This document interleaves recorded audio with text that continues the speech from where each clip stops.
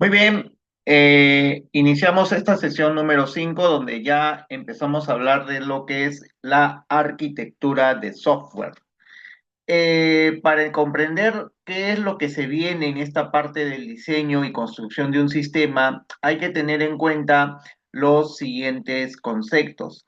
De hecho, el soporte está bajo la metodología RUP, que en su equivalente, pues, también se trabaja bajo una metodología ágil. Consiste pues en ver el flujo de trabajo del análisis y diseño de lo que está ocurriendo dentro de cada caso de uso, es decir, el comportamiento de los requisitos funcionales.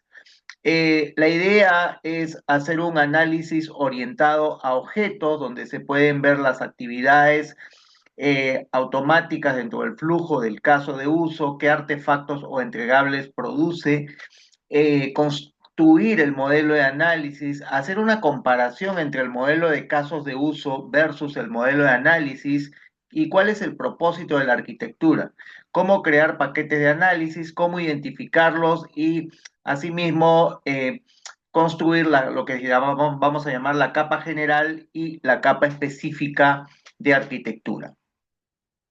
En primer lugar, basándonos en la parte teórica, eh, esta es la parte donde ya entramos a la fase de la elaboración, que, repito, en su equivalente de la metodología ágil de desarrollo vendrían a ser los prototipos, el lanzamiento permanente de los prototipos, ¿no?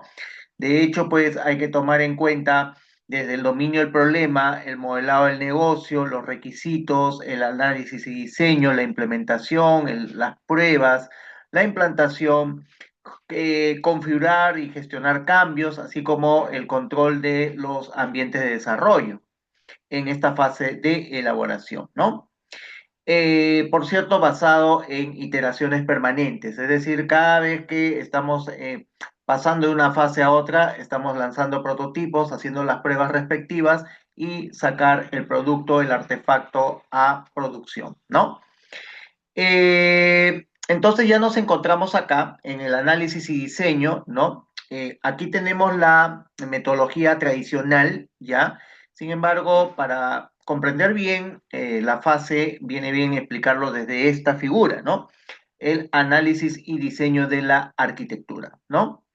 Lo que va a pasar es que para cada caso de uso hay que analizar el comportamiento. Por ejemplo, esta figurita dice que como primer paso hay que hacer como un primer análisis, un primer esfuerzo en crear una arquitectura inicial, ¿no? Desde que se abre la pantalla o del punto inicial del flujo, ¿no? Para iniciar todo el trabajo de análisis. Repito, esto se va a hacer siempre por cada caso de uso, ¿no? Eh, Asimismo, tener en cuenta que si este esfuerzo por proponer una arquitectura inicial, en realidad se puede ver ahí si es factible o no más adelante para lo que es la fase de programación. Por eso dice efectuado, si se necesita profundizar los conocimientos relacionados con el sistema. Acá pues hay que trabajar bajo los conceptos de metodología de programación orientada a objetos, ¿no? Y todas las propiedades que significa la POO, ¿no? Programación orientada a objetos. Conceptos tales como generalización, herencia, empaquetado, ¿no? Creación de clases, etcétera, ¿no? Puede ocurrir que la arquitectura ya exista, ¿no? En ese caso de existir la arquitectura, hay que enfocar pues el esfuerzo de análisis en hacer un refinamiento de la misma. Esto significa que es probable que algunos paquetes del módulo de arquitectura deban, de repente se deban separar o deban fusionarse, toda vez que sea un trabajo mucho más claro, mucho más específico y detallado para la programación, ¿no? Ahorrar código, ya hacer pues trabajar bajo el concepto de código reutilizable, por ejemplo. Implica pues hacer un análisis del comportamiento de los casos de uso a partir de los elementos, de la identificación de los elementos que proporcionan el comportamiento apropiado, ¿no?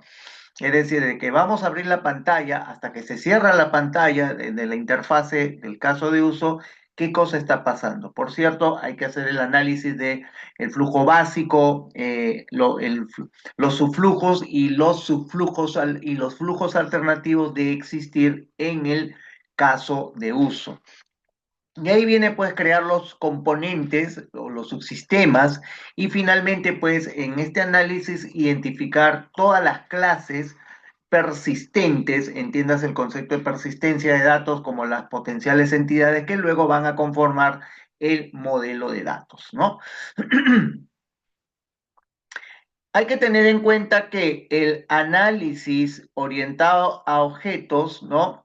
Busca analizar los requisitos que ya fueron descritos en el modelo anterior, el modelo de caso de uso, logrando comprender de una manera mucho más precisa el sistema, una descripción refinada que sea. Lo que pasa que al construir arquitectura hay que buscar que sea de fácil mantenimiento, de fácil construcción de todo el sistema, fácil identificación de potenciales errores y la reutilización del código de programación. Entonces, ¿qué es lo que se va a hacer? Durante el análisis se va a estar de manera permanente identificando nuevos paquetes, clases y los requisitos comunes que van a aparecer en estos paquetes propuestos. Se refinan, se da mantenimiento de manera continua a los paquetes de análisis concretos y creados para la construcción del sistema. Y esto van a ser los nuevos entregables en esta parte del modelo, ¿no? El modelo de análisis de arquitectura, el diagrama de arquitectura de análisis, los nuevos paquetes de análisis, las clases de análisis, las realizaciones de análisis, ¿no? Que viene a ser se lo denomina también la colaboración, ¿no? De los casos de uso bajo otros diagrama de clases de análisis, el diagrama de comunicación, diagramas de secuencia, diagramas de componentes, despliegue, etcétera, ¿no? Y por supuesto, el modelo conceptual, ¿no? Es decir, el modelado de datos. El modelo de análisis entonces es usado para representar la estructura global del sistema y su utilidad radica en que permite una apreciación global conceptual del sistema porque es un primer intento por describir los conceptos claves de cómo se va a construir este sistema. Viene bien hacer una comparación entre el modelo de casos de uso versus el modelo de análisis. Cuando hemos estado construyendo el modelo de casos de uso, hemos visto la descripción de los requisitos en un lenguaje del cliente, como una vista externa, perdón, del sistema, ¿no? Claro que si bien nosotros lo vamos a traducir a un lenguaje un poco más técnico, un lenguaje CRUD, un consultar, un registrar, un actualizar, un eliminar y eventualmente casos de uso transaccionales, ¿no? Generar, aprobar, evaluar, gestionar, etcétera, ¿no? El modelo de análisis es un lenguaje que van a utilizar más los desarrolladores porque es la vista interna del sistema. Hago un acápite que aquí es muy, muy importante, pues desde ya al momento que empieza uno a construir el modelo de análisis, ¿no? Ir creando un vocabulario técnico que va a ser el glosario de las palabras o técnicas del proyecto de software, ¿no? Estas palabras, este glosario, este diccionario, ¿no? De términos van a ser más adelante o en cualquier otra instancia del desarrollo reconocidas, ¿no? Para, por ejemplo, no estar recreando nuevos términos o recreando nuevas variables, ¿no? Que después podrían inducir algún tipo de error, ¿no? Entonces, en primer lugar, el modelo de casos de uso es una vista externa del sistema que me muestra el funcionamiento del mismo visto desde el lenguaje del cliente, mientras que el modelo de análisis es el comportamiento en el lenguaje del programador, la vista interna del sistema. Estructurado por casos de uso, el modelo de casos de uso y el modelo de análisis estructurado por clases estereotipadas y paquetes. El modelo de casos de uso puede ser utilizado como contrato entre el cliente y los desarrolladores sobre lo que debería hacer y no debería hacer el sistema. No es precisamente pues un contrato, pero sí como parte digamos, de los acuerdos a los que uno llega con el cliente, ¿no? En las especificaciones de caso de uso, pues claramente se está describiendo qué es lo que va a hacer el sistema, ¿no? En cada caso de uso. A la par, pues, el modelo de análisis es utilizado por los desarrolladores para comprender cómo debe darse forma al sistema, cómo se va a programar, cómo se va a construir el funcionamiento del caso de uso. En el momento, en la parte de lo que es modelo de casos de uso, puede contener redundancias, podría incluso hasta haber ciertas inconsistencias entre los requisitos, ¿no? Se entiende que hay un permanente refinamiento, hay cambios, eh, probablemente haya, yendo un poco más atrás, un cambio en requerimiento, una nueva necesidad o incorporarle una nueva funcionalidad al caso de uso, ¿no? Lo ideal es que en el modelo de análisis ya no hayan estas inconsistencias, no hayan estas redundancias en los requisitos, porque estamos a un paso ya de construir el sistema, un paso ya de programarlo. El modelo de caso de uso captura la funcionalidad del sistema y el modelo de análisis esboza cómo llevar, ¿no? Digamos, técnicamente, desde la programación, la funcionalidad dentro del sistema. El modelo de caso de uso define los casos de uso, mientras que el modelo de análisis define las realizaciones, es decir, cómo se van a ejecutar dichos casos de uso, ¿no? Entonces, es lo que hace. ¿Qué es lo que se busca? Pues estas son las tareas que ahora tiene el desarrollador. Primero, la primera tarea, el primer esfuerzo en proponer una arquitectura inicial del sistema, punto inicial de todo el trabajo de análisis. Aquí entra mucho el expertise del desarrollador también, ¿no? En términos de, se entiende que el desarrollador puede ya venir de trabajar, ¿no? Proyectos similares, de desarrollos similares, ¿no? Entonces ahí se apela mucho al juicio de expertos, ¿no? Por eso que en un equipo de proyecto va a haber pues, un líder de proyecto, un analista senior, ¿no? Su equipo de trabajo, los analistas junior, ¿no? El analista funcional, el desarrollador, el analista de base de datos, etcétera, ¿no? Ese es el primer paso. Y los paquetes de análisis va a consistir en un, eh, un reacomodamiento, es decir, todos los casos de uso nuevamente se van a reagrupar en nuevos paquetes, teniendo en cuenta criterios de dependencia, ¿no? Una alta cohesión de los casos de uso, una estrecha relación entre los casos de uso, que pues diría uno, bueno, vamos a agrupar estos casos de uso en un paquete, ¿ya? En un nuevo paquete, de manera que podamos identificar las nuevas clases de análisis, ¿no? Sobre todo, y llegar a identificar las clases de entidad, que más adelante se convierten en tablas, que van a ser evidentes, ¿no? Entonces, los paquetes de análisis permiten organizar los entregables, los artefactos del modelo de análisis en piezas mucho más manejables. Criterios deben ser altamente cohesivos, es decir, sus contenidos deberían estar fuertemente relacionados o tal vez débilmente acoplados. Dependencias entre paquetes debe ser lo mínimo posible, ¿no? Muy bien. Por ejemplo, eh, el criterio, contenidos estrechamente relacionados en un mismo paquete para dar soporte a un determinado actor o a un proceso de negocio. Vamos a suponer el paquete de seguridad, ¿no?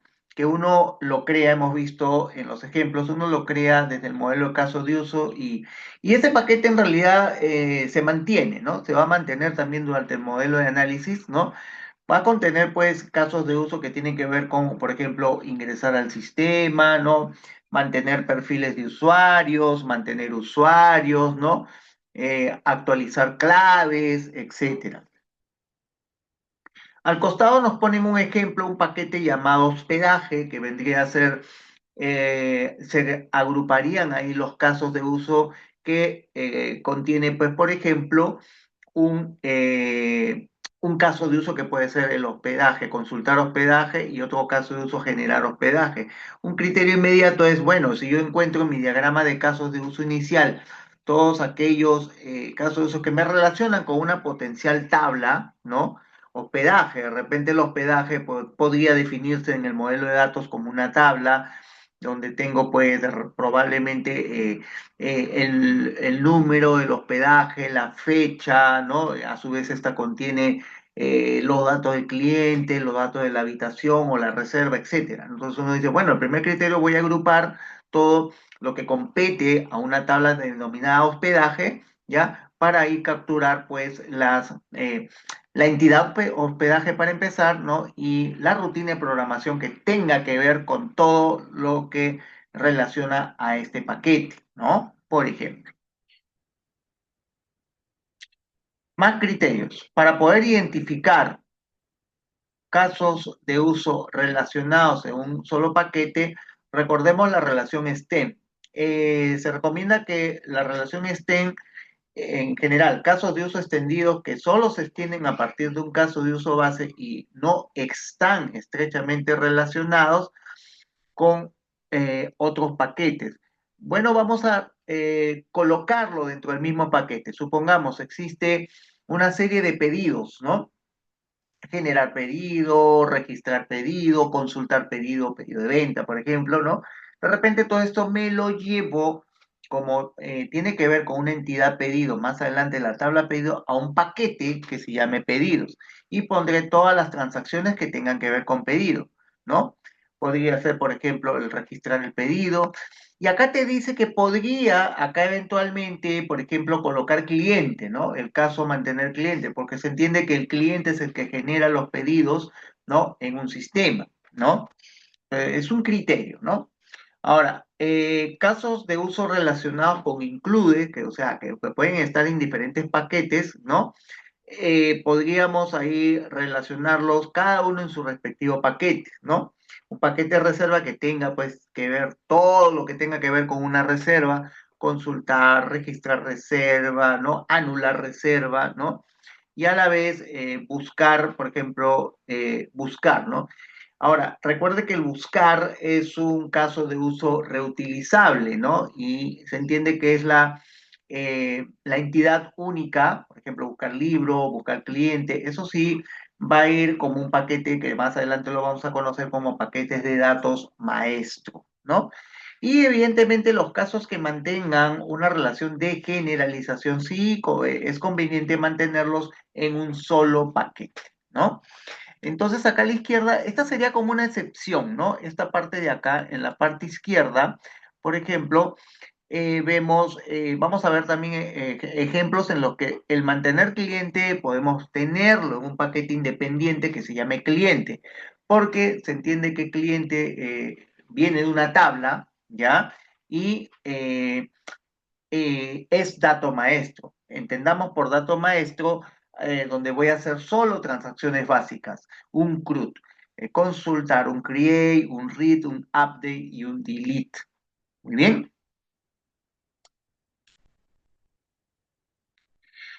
Ahora viene lo que se llaman las capas, ¿no? ¿Qué cosas son las capas? La capa de aplicación, los paquetes identificados se van a organizar en capas de aplicación. Por ejemplo, la capa específica que contiene los casos de uso que manejan datos transaccionales del core, es decir, del proceso principal del negocio. Es decir, van a estar los casos de uso que responden a la lógica del negocio. Si estamos hablando de un sistema de ventas, la lógica del negocio nos da a entender, por ejemplo, registrar pedido de venta, generar el pago de la venta, entregar o despacho del producto, la entrega del producto al cliente. Mientras que la capa general contiene casos de uso que manejan datos maestros, servicio, seguridad y casos de apoyo del sistema. Por ejemplo, ahí pueden estar la tabla cliente, el paquete producto, ¿ya? Porque mantienen transacciones básicas CRUD y para que se ejecute la lógica del negocio necesito crear consultas, ¿no? O referirme o relacionarme a estas tablas maestro. Entonces, esta es la primera parte, ¿no? De lo que es el modelo de análisis. Pasamos a la segunda parte, donde aquí vamos a hablar, pues, de los siguientes ítems, ¿no? La arquitectura, el modelo conceptual, ¿qué es el modelo conceptual? ¿Cuál es la importancia y la construcción del modelo conceptual?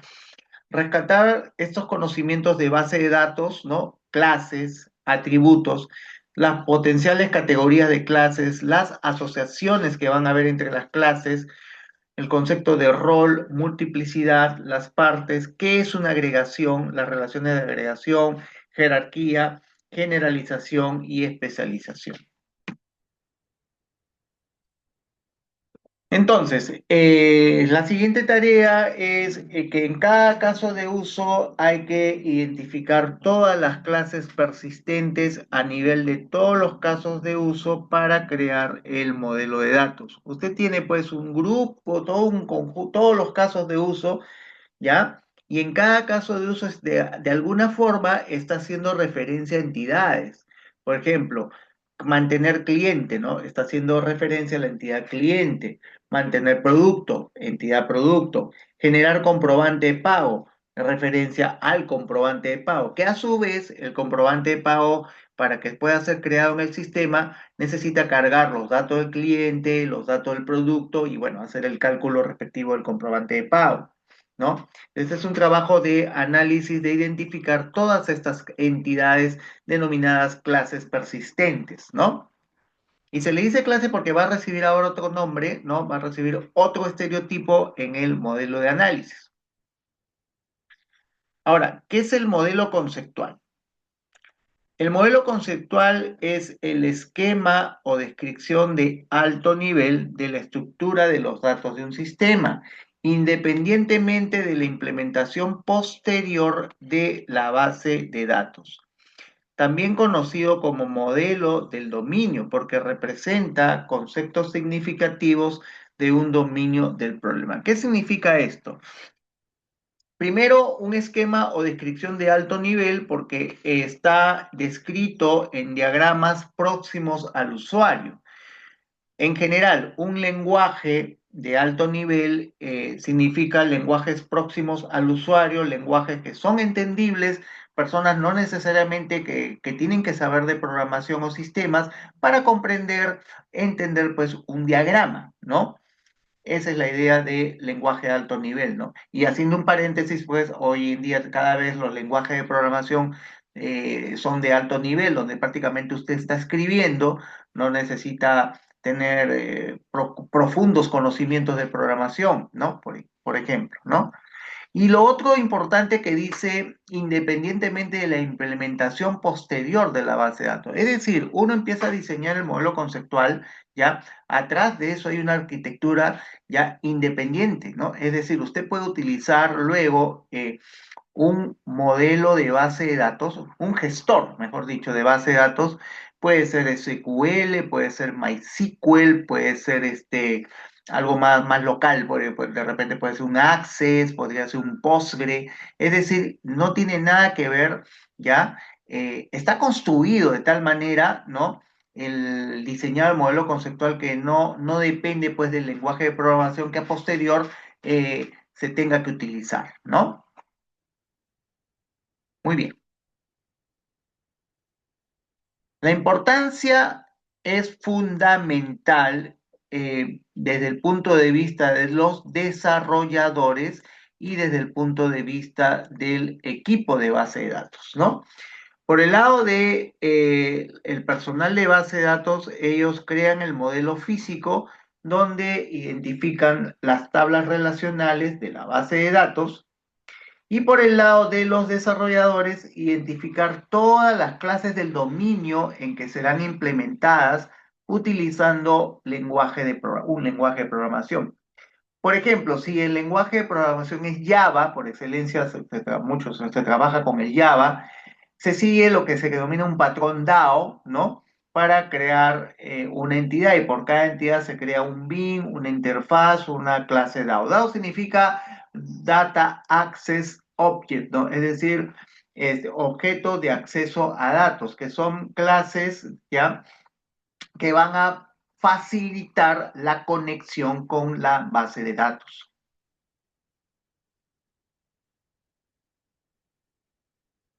Ahora, la construcción del modelo conceptual, ¿no?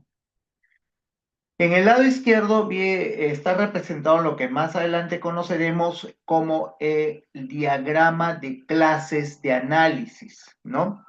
Y lo que está encerrado en circulito rojo vienen a ser todas las entidades persistentes. Lo que se hace es traernos todas estas entidades persistentes a un nuevo diagrama, un diagrama de clases de análisis, que es, mejor dicho, un diagrama de modelo conceptual, ¿ya? Y aquí, en este nuevo diagrama, establecer las relaciones como si estuviera creando un modelado de datos. Las relaciones uno a muchos, relaciones muchos a muchos, por ejemplo. Es por eso que nos dice acá, ¿no? Identificar todas las clases de entidad con sus respectivos atributos. ¿Qué son los atributos? Recordemos, ¿no? Ejemplo, cliente, código del cliente, apellido paterno, apellido materno, nombre, dirección, etcétera, ¿no? Los atributos de la entidad, ¿no? Segundo, identificar asociaciones y multiplicidades, ¿no? Pueden haber asociaciones de tipo, digamos, generalizaciones por agregación y las multiplicidades uno a muchos. Y también las jerarquías, ¿no? Que pueden haber entre las clases. Ahora, con respecto a las clases y los atributos, ¿no? Las clases poseen información descriptiva, los atributos no. Los atributos multivaluados pueden ser clasificados como clases, ¿no? Los atributos deben ser inherentes a cada clase. Lo típico, ¿no? Por ejemplo, tiene acá la entidad producto, ahí ve pues los atributos que se representan pues como ese rectangulito, nos está, por ejemplo, dice código del producto que puede ser, el dato puede ser de tipo entero, la descripción que puede ser una cadena de texto, string, precio, que puede ser double o puede ser numérico, es decir, que contenga decimales, ¿no? Float también, un tipo de variable float. El stock, que puede ser entero, por ejemplo. Y aquí nos muestra una categoría de clases, porque dependiendo del dominio del problema, podemos tener categorías tangibles, lo que es evidente, ¿no? Un producto, un auto, una casa, ¿no? Son entidades evidentemente tangibles y visibles. Pueden ser especificaciones o descripciones, la especificación de un producto, la descripción, ¿no? Lugares, tienda, aula, laboratorio. Podemos representar también en las transacciones, venta, pago, reserva, línea o detalle, línea de venta, detalle de reserva, detalle de compra, detalle de pedido, registro de finanzas, expedientes, la factura, ticket, historia clínica, comprobante de pago, etcétera, ¿no? En realidad, la definición del modelo conceptual va a depender, pues, del dominio del problema, el alcance que va a tener, pues, nuestro desarrollo, y ahí aparecerán, pues, la necesidad de proponer nuevas clases, ¿no? Más categorías. Podemos considerar, por ejemplo, roles de personas. La clase cajero, piloto, cliente, empleado, organizaciones, departamento, sucursal, historiales, precio producto, precio dólar, atención citas, registros de cambio, disponibilidad, ¿no? de habitación, disponibilidad de butaca, conceptos abstractos, rango hora, unidad aprendizaje, relaciones, amistad, parentesco, etcétera. En realidad, pues, aquí tenemos una variopinta posibilidades de crear clases, repito, dependiendo del dominio del problema. Las asociaciones. Una asociación es una relación entre clases que indica una conexión significativa en el modelo, ¿no? Está representada con una línea entre clases, con un nombre, es inherentemente bidireccional, ¿no? Es decir, ¿por qué bidireccional? Porque yo puedo, por decir, ¿no? Puedo decir, un cliente compra muchos productos y si lo leo en el otro sentido, un producto o varios productos son adquiridos por los clientes, ¿no? Es convencional leer la asociación de izquierda a derecha o de arriba hacia abajo. Pueden existir múltiples asociaciones entre dos clases. Asimismo, las asociaciones pueden ser binarias, terciarias o de mayor grado, ¿no? Y entramos acá a un concepto de que siempre el modelo conceptual para más adelante un modelo coherente, que no tenga inconsistencias ni errores, aprender a romper o quebrar lo que se denominan las asociaciones muchos a muchos, ¿no? Cuando hay relaciones muchos a muchos, entonces hay una técnica que se llama la normalización de la base de datos que permite quebrar estas relaciones, ¿no? Roles. Dada una asociación entre dos entidades, decimos que cada entidad representa un rol en dicha asociación. Muchas veces, según el punto de vista de cada entidad, es posible, dice, nombrar a la asociación de manera diferente. Por ejemplo, así como un jugador juega en un equipo, también podríamos decir que un equipo está conformado por varios jugadores. En estos casos resulta útil darle un nombre a cada rol. Las multiplicidades, ¿qué cosas son? La multiplicidad define cuántas instancias de la clase A pueden estar asociadas con una instancia de la clase B. Muchos, uno o muchos, cero o muchos, cero o uno, exactamente tres, cinco u ocho, exactamente cinco, uno a 40, etc. Un cliente compra muchos productos. Un chofer solo tiene un brevete, por ejemplo. Ahora, aprender a identificar las partes de una asociación. En los diagramas del modelo conceptual hay que poner el nombre del rol. A veces puede obviarlo, pero de repente si no recarga demasiado la visibilidad del diagrama, puede representar colocando el nombre del rol, colocar de manera visible los atributos, representar las multiplicidades, uno asterisco significa uno a muchos, ¿no? En el caso de que hayan clases asociativas, ¿no? Que son las que permiten quebrar las relaciones muchos a muchos, y asimismo la representación de las asociaciones bidireccionales, ¿no? ¿Qué es una agregación? Concepto interesante. Una agregación indica una relación de un todo conformado por partes. Existen dos tipos de agregaciones, débil o compartida y fuerte o compuesta. Lo que es la débil se representa con una flecha y un rombito en blanco y lo que es la fuerte se representa con una flechita pero con rombito rellenado en negro, ¿no? Rellenado. ¿Cuál es la idea de trabajar? Vamos a volver a este ejemplo, ¿no?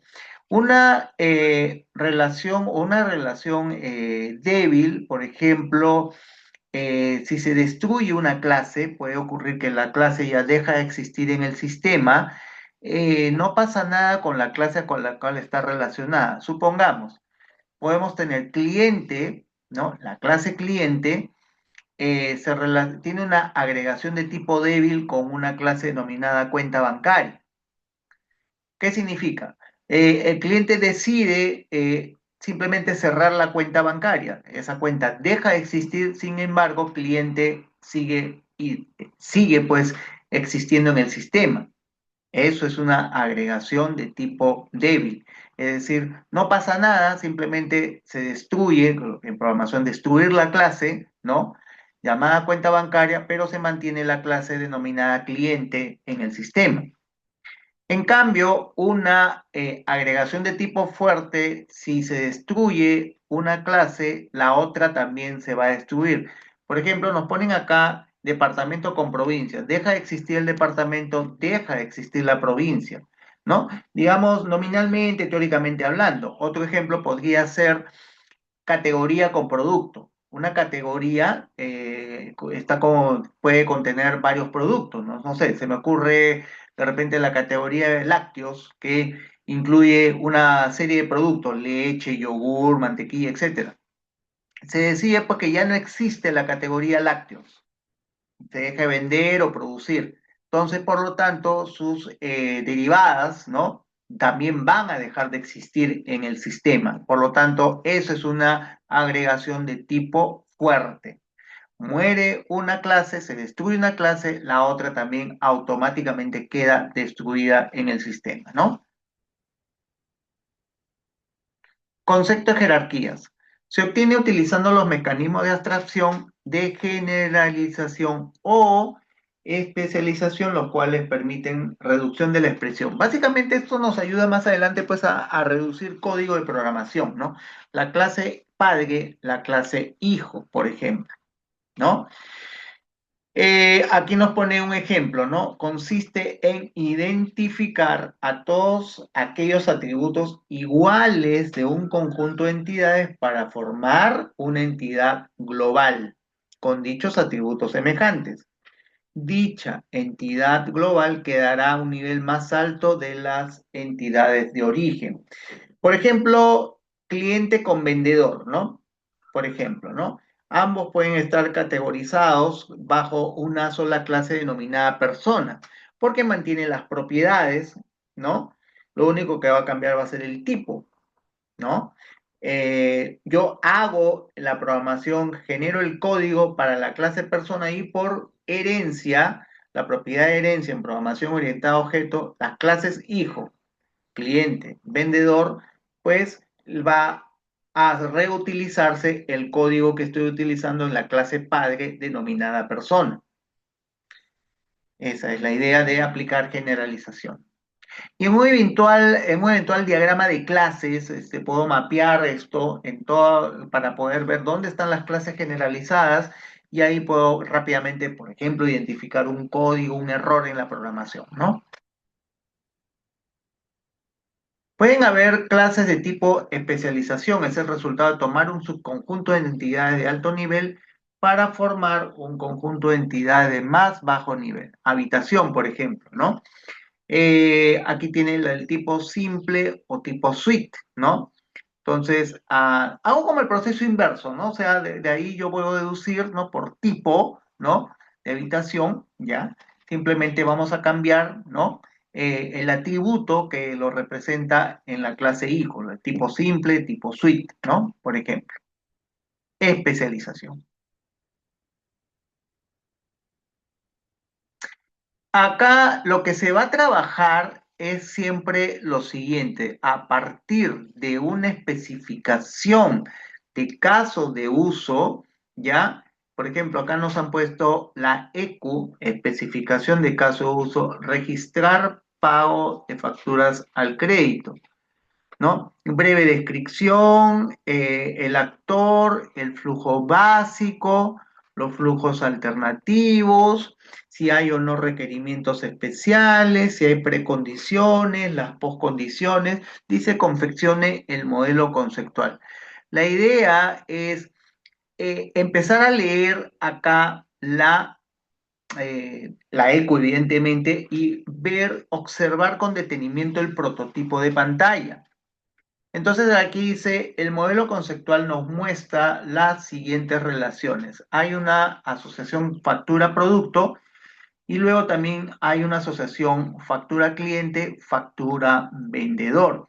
¿Esto qué significa? Que aquí está participando la entidad pago, la entidad detalle de pago, la entidad pago a su vez está relacionándose con cliente, entidad vendedor, ¿ya? Que básicamente de aquí lo puede observar, ¿no? Simplemente viendo la pantalla puede usted observar acá, ¿no? A golpe de vista las entidades que participan. Entonces acá nos están proponiendo lo siguiente, ¿no?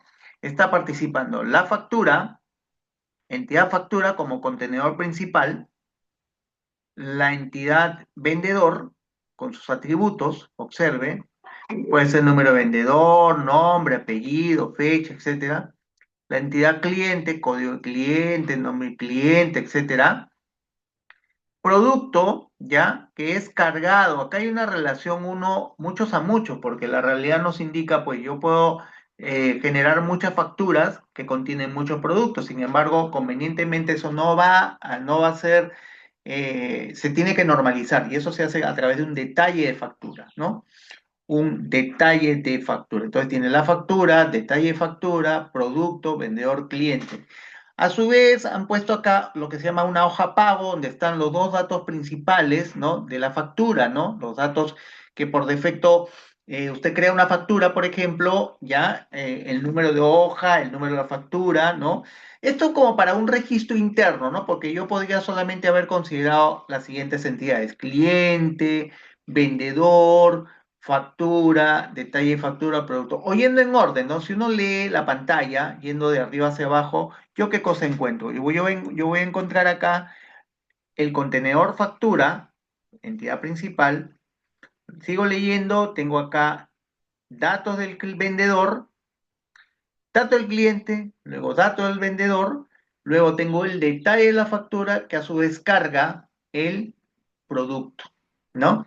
El producto. Acá han puesto un campo denominado fecha factura, fecha de vencimiento como otra potencial, ¿no? La fecha hoja, ¿no? Tipo dato, ¿no? Y el número de hoja string, ¿no? Este de acá, ¿no? Pues, digamos que para de repente crear un historial, ¿no? En la parte, o para de repente para auditoría, ¿no? Tablas de auditoría, ¿no? Crearnos un historial, ¿no? Donde esté, por ejemplo, una búsqueda por fecha más adelante, ¿no? Pero de repente hoja pago no es estrictamente necesario colocarlo en el modelo, ¿no?